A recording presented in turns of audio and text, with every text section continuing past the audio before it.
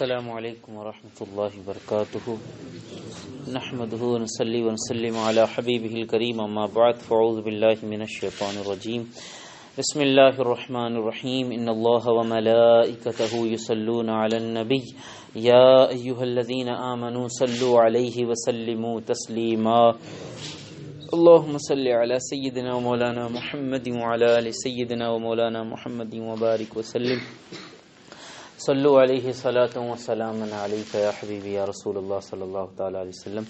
شب جمعہ کا ایک درود پاک ہے جس کی فضیلت یہ بیان کی گئی ہے کہ جو شخص پابندی سے اس درود پاک کو ہر جمعہ کی رات جو آج کی رات ہے پڑھتا رہے گا تو انشاءاللہ مرنے کے وقت اسے سرکار دو عالم صلی اللہ علیہ وسلم کی زیارت نصیب ہوگی، اور وہ یہ بھی دیکھے گا کہ جب اسے قبر میں اتارا جا رہا ہے اس وقت بھی رسول کائنات صلی اللہ تعالی وسلم اپنے مقدس ہاتھوں سے اسے قبر میں اتار رہے ہیں۔ تو آئیے مل کر ایک ساتھ میں پڑھ لیتے ہیں، اللہم صلی وسلم وبارک علی سیدنا و مولانا محمد النبی الامی الحبیب العالی قدر العظیم الجاہ وعلی آلہ وصحبہ وبارک وسلم۔ تو آج ہماری گفتگو کا جو عنوان ہے وہ قبر اور دفن کا بیان ہے۔ قبر دو طرح کی ہوتی ہے، ایک تو صندوقی قبر ہوتی ہے کہ ایک باکس کی شکل میں بنائی جاتی ہے، اور ایک ہوتی لحد۔ لحد جو قبر ہوتی ہے یہ رسول کائنات صلی اللہ تعالی وسلم کی اور اس سے پہلے بہت سے انبیاء کرام کی سنت ہے، یعنی خود رسول کائنات صلی اللہ علیہ وسلم کی جو قبر مبارک ہے وہ لحد بنائی گئی ہے۔ صندوق کیسی ہوتی ہے کہ اوپر سے اسٹریٹ کچھ گڈھے جیسا کھودتے ہیں، پھر ایک مقام پر آ کر کے اس کو تھوڑا نیرو کر کے گڈھا کھودتے ہیں جہاں پر میت کو رکھا جاتا ہے، اسے صندوقی قبر کہتے ہیں جو اسٹریٹ ہوتی ہے۔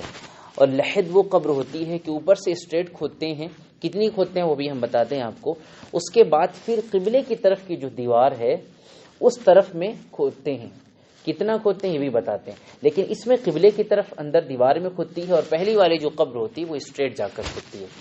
تو جو اسٹریٹ کھودی جاتی ہے اسے صندوقی کہتے ہیں، اور جو قبلے شریف کی دیوار کی طرف کھودی جاتی ہے اسے لحد کہتے ہیں۔ جہاں پر مٹی خوب مضبوط ہو، اسٹرانگ ہو، وہاں پر لحد ہی قبر بنانا سنت ہے، اور جہاں کی مٹی سافٹ ہوتی ہو یا کھودنے پر نیچے بہت گیلی مٹی آتی ہو یا کچھ پانی کا مکسچر ہو تو وہاں پر صندوقی قبر بنانی چاہیے کہ وہ تھوڑی اسٹرانگ ہوتی ہے اور وہ ایک طرح سے اسٹیبل کر جائے گی، لحد والی میں گرنے کا خطرہ ہوتا ہے۔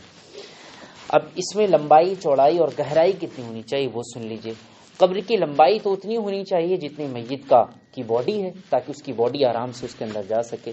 اس کی جو چوڑائی ہے وہ اتنی ہونی چاہیے جتنا میت کا قد ہے اس کا ہاف، اسے سر سے لے کر کے کمر تک اتنی اس کی چوڑائی، یہ سنت ہے۔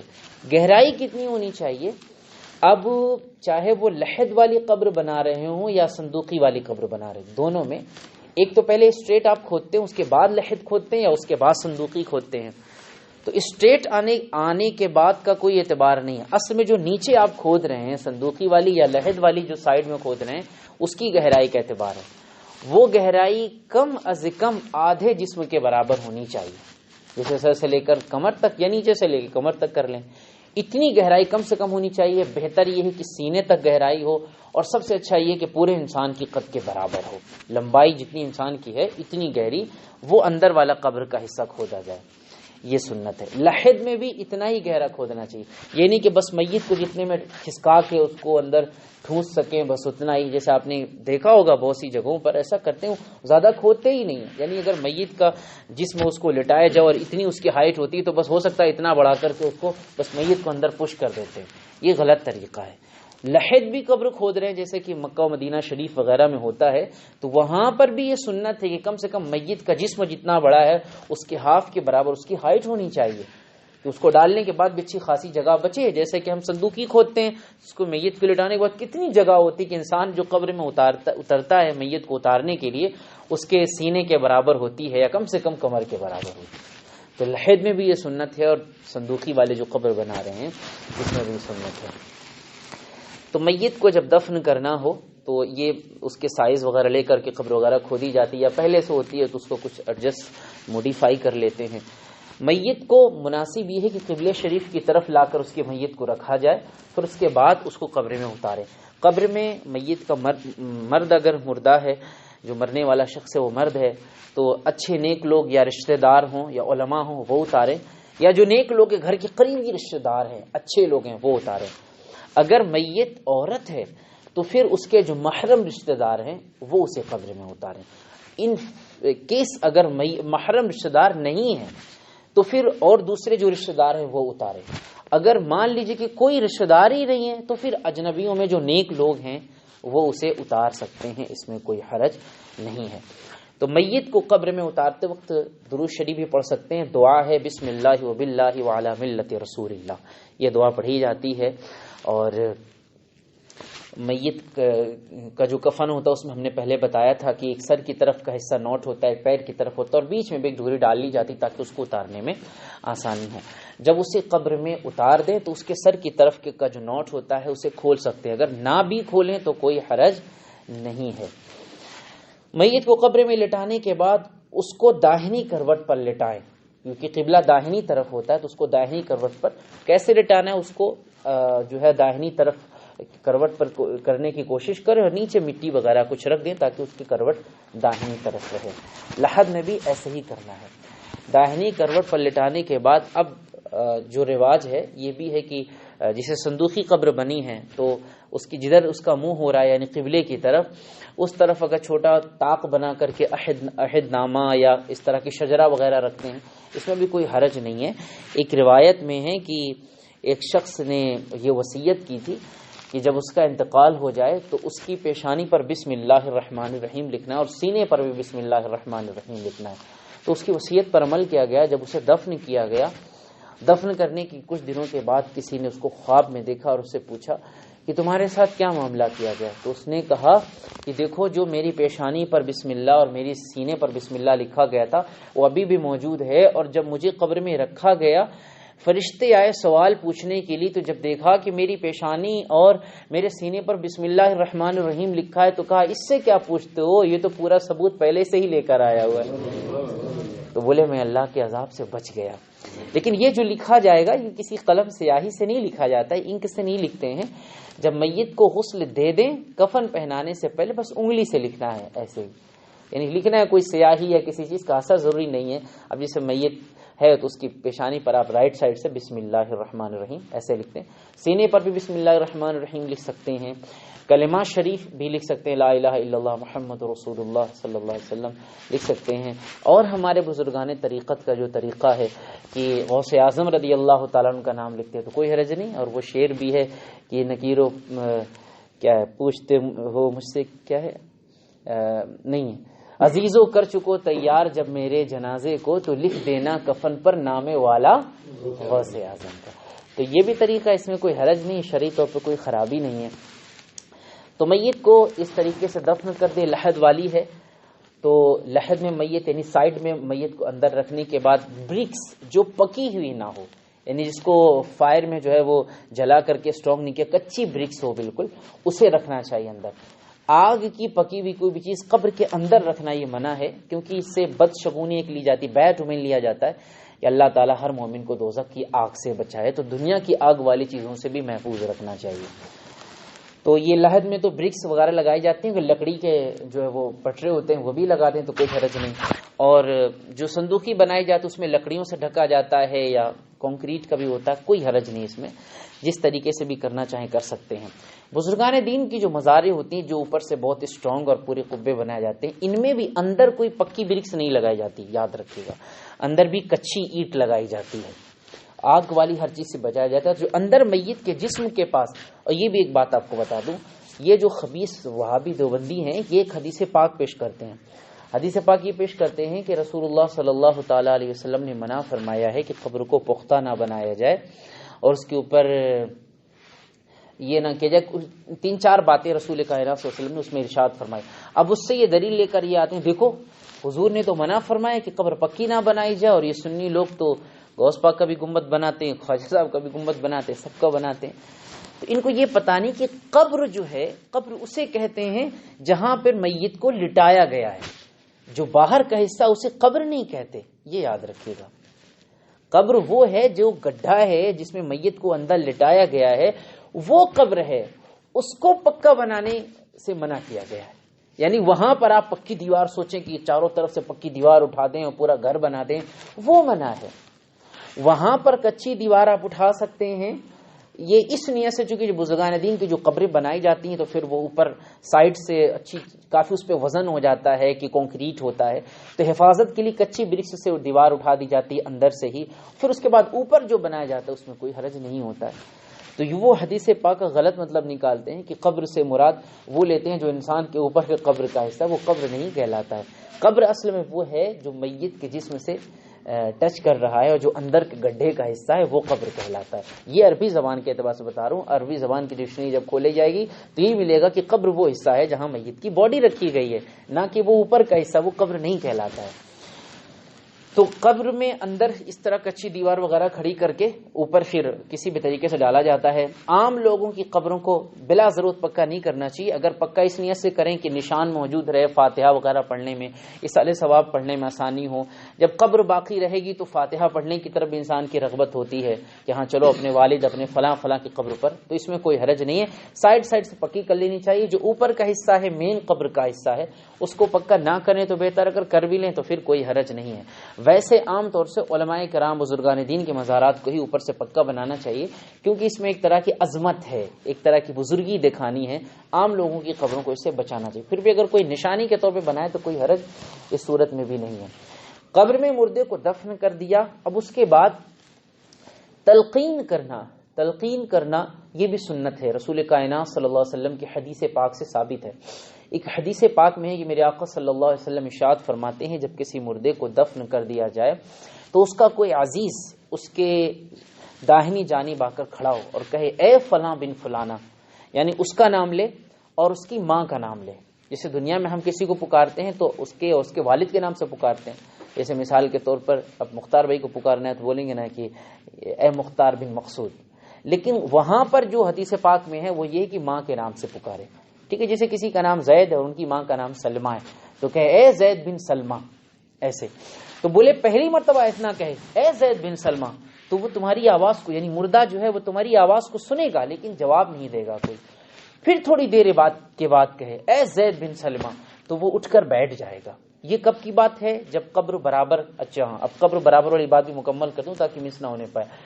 جب قبر بھی مٹی وغیرہ ڈالے، مستحب یہ ہے کہ جب اوپر لحد میں برکس لگا لیں اور اوپر سے لکڑیاں وغیرہ جو بھی کنکریٹ کا پٹا وغیرہ ڈالنا ہے وہ ڈال دیں، تو اس کے بعد سب سے پہلے مستحب سنت یہ ہے کہ داہنی طرف سے کوئی شخص شروعات کرے کہ ہاتھوں سے مٹی ڈالے.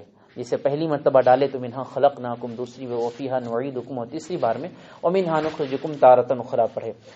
کچھ لوگ ایسے کر دیں، پھر اس کے بعد باقی پھاوڑے سے، ہو سے، کسی بھی ذریعے سے ڈالنا چاہیں تو کوئی حرج نہیں، شوول سے، کسی بھی طریقے سے کوئی حرج نہیں ہے. تو یہ قبر بہت اونچی نہ کرے، اتنی اونچی کرے کہ ایک بالشت اور اس سے کچھ زیادہ ہو، یہ ایک بالشت کہلاتا ہے. اس سے تھوڑی سی زیادہ، بہت اونچی قبر نہیں بنانی چاہیے، یہ منع کیا گیا. جو اصل قبر ہے یعنی مٹی والی قبر، اس کے بعد کنکریٹ سے وہ تو زائد جب بنائیں گے تو وہ اونچی ہی ہو جائے گی. اصل قبر وہ ہے جو مٹی سے بنائی گئی ہے کہ وہ ایک بالشت اور اس سے تھوڑی بہت زیادہ اونچی قبر نہ ہو. کہ حدیث پاک میں کہ اونٹ کی کوہان کی طرح قبر ہونی چاہیے. تو اونٹ کی کوہان مطلب اس کی پیٹھ پر جو ایک اٹھا ہوا حصہ ہوتا ہے وہ کچھ اتنا ہی زیادہ ہوتا ہے، بہت زیادہ اونچا نہیں ہوتا. اس کا خیال رکھنا چاہیے. تو اب جب یہ قبر بن جائے اس کے اوپر پانی بھی چھڑک سکتے ہیں، کوئی حرج نہیں ہے. کوئی ہری چیز، کوئی گراس یا کوئی پھول وغیرہ کا پودا لگانا چاہتے ہیں تو لگا سکتے ہیں اچھی نیت کے ساتھ، کوئی حرج نہیں. پھول کی چادر ڈالنا چاہتے ہیں یا گلاب کے پھول جو تازہ ہیں وہ ڈالنا چاہے، کوئی حرج نہیں. کیونکہ جو بھی چیز تر ہے وہ اللہ کی تسبیح کرتی ہے، اور جب اللہ کی تسبیح کرے گی تو اس سے قبر میں جو مردہ ہے اسے تسلی بھی ہوگی، اور ساتھ ہی ساتھ ان چیزوں کی تسبیح سے اس مردے کو فائدہ بھی پہنچے گا. تو یہ سب کرنے کے بعد اب عام لوگوں کو حکم یہ ہے کہ سب چلے جائیں. گھر کے کچھ خاص رشتہ دار وغیرہ جو رکنا چاہیں وہ رکیں. کتنی دیر رکیں؟ یہ حدیث پاک میں ہے کہ جتنی دیر میں ایک اونٹ کو ذبح کر کے گوشت کو بانٹ دیا جائے، جس کی میرے اعتبار سے جو میں نے گیس کیا وہ تقریباً 30 منٹس، 30 منٹس ہونی چاہیے کم سے کم، اتنی دیر تک جو گھر کے عزیز و اقربا ہیں وہ میت کے پاس رکیں، یعنی مردے کے پاس قبر میں جو ہے وہاں پہ ٹھہریں۔ اب یہ تلقین والی بات آئی، تو پہلی مرتبہ جب آپ اس کی ماں، اس کا اور اس کی ماں کا نام لے کر پکاریں گے تو حدیث پاک میں وہ سنے گا مگر جواب نہیں دے گا۔ دوسری مرتبہ جب کہیں گے یا زید بن سلمہ، اے زید بن سلمہ، تو وہ اٹھ کر بیٹھ جائے گا، اور جب دوبارہ کہیں گے اے زید بن سلمہ تو کہے گا اے بندے بول، کیا کہنا چاہتا ہے مجھ سے؟ تو اب میرے آقا صلی اللہ علیہ وسلم کے حدیث پاک کا یہ حصہ ہے کہ اس سے کہو کہ تو یاد کر کہ تو دنیا میں کس حالت میں تھا، تو گواہی دیتا تھا کہ اللہ کے سوا کوئی معبود نہیں ہے، اور رسول اللہ صلی اللہ علیہ وسلم، محمد صلی اللہ علیہ وسلم اللہ کے بندے اور سچے رسول ہیں، تو اسلام کو مانتا تھا اور یہ کرتا تھا وہ کرتا تھا، اسے اچھی اچھی ساری باتیں یاد دلائیں۔ تو جب یہ بندہ یاد دلاتا جائے گا تو حدیث پاک میں ہے کہ جب ادھر سے یہ بندہ اس کو سکھاتا جائے گا، اسی وقت نکیرین کی آمد ہوتی ہے کہ جب لوگ جاتے ہیں تبھی نکیرین فرشتے جو ہے وہ آتے ہیں سوال پوچھنے کے لیے۔ جب وہ آئیں گے اور دیکھیں گے کہ باہر والے تو اس اندر والے کو پہلے سے ہی سمجھا رہے ہیں، تو فرشتے کہیں گے کہ اب اس سے سوال کیا پوچھنا کہ اس کے دوستوں نے تو سارا جواب پہلے ہی سے بتا دیا۔ تو اس طریقے سے اس کے قبر میں جو سوالات ہوتے ہیں وہ بھی اس کا جواب دے کہ دیکھ تیرے قبر میں سوال ہوگا کہ من رب کا، تو تجھے کہنا ہے ربی اللہ، کیونکہ دنیا میں بھی تو ایسا ہی کہتا تھا۔ تجھ سے سوال ہوگا ما دینوں کا، تو کہے گا دینی الاسلام۔ تجھ سے سوال ہوگا ما کنت تقول فی حق ھذا الرجل، تو کہے گا ھذا نبی محمد صلی اللہ تعالی علیہ وسلم۔ تو یہ تلقین ثابت ہے۔ اذان جو مردے کو دفن کرنے کے بعد دی جاتی ہے حقیقت میں وہ تلقین ہی ہے، کیونکہ اذان میں بھی یہی کہتا ہے بندہ اللہ اکبر اشہد اللہ الہ الا اللہ، میں گواہی دیتا ہوں کہ اللہ کے سوا کوئی معبود نہیں۔ تو تلقین کا مطلب ہوتا ہے سکھانا۔ تو یہاں پہ مردے کو اصل میں یہ سکھایا جا رہا ہے کہ تیرے سوالات جو قبر میں ہونے والے ان کے جوابات یہ ہیں، اور حدیث سے بھی ثابت ہے کہ جو اوپر بتا رہا ہے اس سے اندر والا سیکھ بھی رہا ہے اور فائدہ بھی حاصل کر رہا ہے اور جواب بھی دے گا انشاءاللہ۔ تو یہ اذان میں بھی صحیح یہی چیزیں ہیں، حضور صلی اللہ علیہ وسلم کی یہ رسالت کی گواہی ہے، نماز کے بارے میں اسے یاد دلایا جا رہا ہے تو وہ اپنے دین اسلام کو بھی سمجھ رہا ہے اس طریقے سے۔ تو یہ تلقین گویا کہ حدیث پاک سے بھی ثابت ہے، اور اعلی حضرت علی رحمۃ رضوان کا تو پورا اس پر ایک رسالہ ہے کہ اذان دینے کی کیا کیا برکتیں ہیں۔